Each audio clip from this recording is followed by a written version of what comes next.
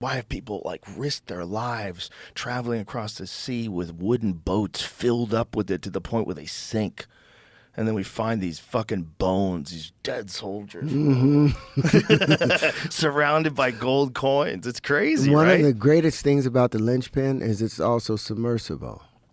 Oh, And wow. so one of the main points is, I'm about to build 5 smaller ones. The only thing that I'm missing right now, because we have built a ton of, we've got like 20 different prototypes that. So when you say submersible, you mean transmedium? No, like transmedium. They can so go it can underwater. Like these UAPs. Yeah, but no, we can go about. underwater Right. and be able to go now. To maneuver through and the water. be able to grab. They can identify where that gold is. Oh, God. And now they can go down and pull it up themselves without even informing the government about it. I don't need any of that other stuff.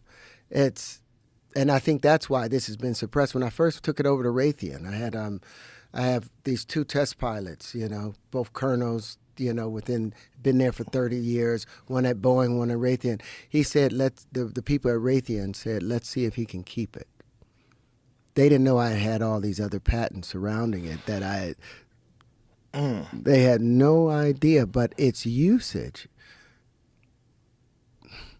if they use it, the world changes in a beautiful way. If they ignore it, we cease to exist because we'll continue down this wrong path. So do you think that intelligent life in all places of the universe has figured this out already? If they're traveling here, they have, because you don't use power to go from one place to another.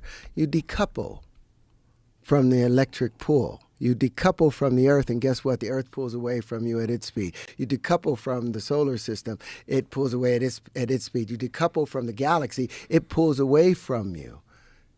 That's all you really need to do, but they didn't know how to decouple.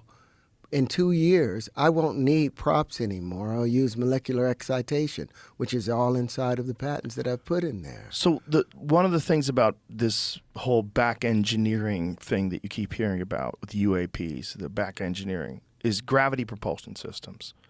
Is that there's a system, this is what Bob Lazar talked about, there's a system that uses a stable element called element 115 that was just theoretical until they discovered that it actually exists in a particle collider in the 2000s. So he was talking about this in 1989.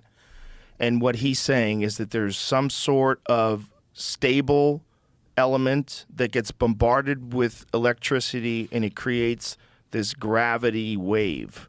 That you can do that, or you can just, like with music, use a discordant tone. And those tones will push away. There's a particular tone that the Earth is on. There's a particular tone, the key of A. It's 432 hertz, the Schumann resonance. All you have to do is have the opposite tone to that, and it will be pushed away from it.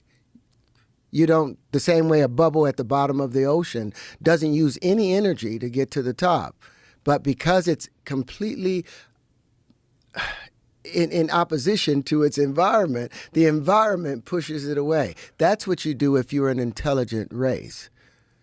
You can use an oar. If you're trying to swim across the ocean, you can get across there. But an intelligent species, like Alan Watts said, will use a sail.